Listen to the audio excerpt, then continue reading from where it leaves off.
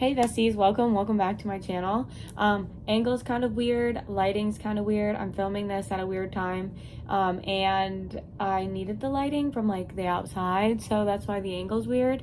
But I'm gonna do my June wrap up, which I surprisingly finished 10 books this month, DNF'd one of them. Like read 10, DNF'd one. So 11 books I got off my TBR this month, which was not expecting. I kind of had a slow reading month at the beginning, and then I flew through a couple books at the end, so we'll go over that. Okay, let's get started. So first up, the two books that I unhauled and don't have anymore. First up, we have Sinners Anonymous, which I did finish. I rated this 2 stars. This book was not for me. I can't even tell you the premise of this book. I read it at the beginning of the month and it was very hard to get through and I did not like it, so I unhauled it and sold it on my Mercari. And then the other book that I DNF'd that I no longer have as well is The Coven. I'll throw both of those on the screen, but The Coven, I DNF'd this at 50%. It was supposed to be like a fantasy romance, and I know a ton of people who love this book, and I guess the ending's really good. I got 50% in. I was not enjoying it. It was not retaining my attention enough. I found myself like skim reading it. I'm sure if you've watched any of my weekly vlogs, it was in one of my weekly vlogs that I just skim read it, and I was like, whatever, so that one as well. Okay, so going into the books that I still have, and have rated well. I kind of had a decent month, I think. But first up, I have The Shadow Between Us. This is a romance fantasy YA, I'm pretty sure. And I rated this one 4 stars. I absolutely love this one. I actually listened to the audiobook of this one. I've had this on my TBR for like a year. I think I bought it on a book outlet sale last year. And I found the audiobook at my library. And I was like, you know what? I'm in the mood for an audiobook. So I listened to it. I really like this. It's like an enemies to lovers type of quarrel. It wraps up really nicely, but I heard there's a book 2 coming out, so I definitely will be picking up book 2 if it actually does come out. I think it's not supposed to come out though until 2024, so we'll see. Next up, I read Savage Fae. This is book 2 of the Ruthless Boy series, and I rated this one a 3 stars. I felt like this one didn't have a lot of action. There was really good spice scenes in it, and the romance was good. It's a Why Choose fantasy romance for you guys who don't know what this series is. And it's part of like the Zodiac universe. I've talked about these books before. But yeah, I rated it 3 stars. I wasn't that impressed. I'm going to continue on the series, obviously. I love Zodiac Academy, and my friend just read book 3, and she said it was so much better, and like a lot of stuff happens, and she rated it 4.5 stars, so I'm excited to continue that, and I will be continuing that probably into July, so. Next up, and this one was a crazy ride, and I'm so happy I finally got to it. I read In My Dreams I Hold a Knife by Ashley Winstead. I love this thriller. This thriller is like a dark academia. It's like there was 7 of them. One of them got murdered. They're like senior year of college. And this book is set 10 years in the future. And they go back for their 10-year reunion. And essentially the brother of the girl who died is like corners them all and was like, we're all going to spill the truth and what happened and who murdered her. Because it's a cold case too. So you get a wild ride of like stuff that happened, all these lies and affairs, and to see, it was so good. I love this one. I can't believe this book is not talked about more, because it was phenomenal. Like, I highly recommend. I rated it 4 stars. I don't know if I said that. Next up, and I'm sure you're not surprised to see this one, I read Fourth Wing this month. I really enjoyed this series, or this book. I'm so excited for book 2. I am in the majority on this one. It's rated at 5 bajillion stars. It was phenomenal. I highly recommend. I love this one. And yeah, I have nothing but good stuff to say about it.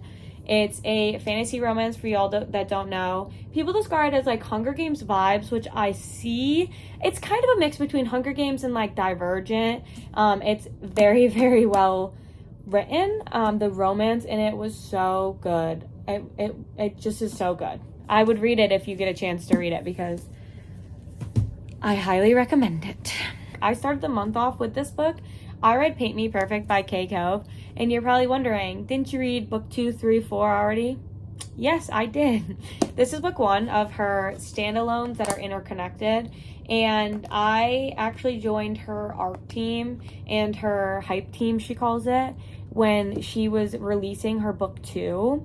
So I missed when this was released, and by the time that I finally got a copy and all of that stuff, I was so deep in other books that I forgot to read it, and I was like, I need to read it. It was one of those books that sits on your TBR, and you know you need to read it, and you know you want to read it, but you just don't. So that was this book. But I finally read it. I rated this one 4 stars. It was really good. It follows the 2 main characters, Noah and Chase. Chase is like a movie star actor, and there's fake dating. She's a single mom, and essentially they bump into each other when she's trying to get an interview because she just got out of a divorce and she doesn't have a job because she was a stay-at-home mom and all this stuff. So he's like, fake date me and I'll pay you type of thing. So yeah, it's a really fun ride. It wasn't a 5-star read for me just because of the third act, drama, breakup, that sort of thing. I just felt that it was too much. But not enough to ruin the story, if that makes sense. I feel like third act breakups are only okay if they're written correctly and written right. And who am I to say that they're written correctly? But in my preference, if they're written well, I'll enjoy it. And they could still get a 5 stars. Like this one.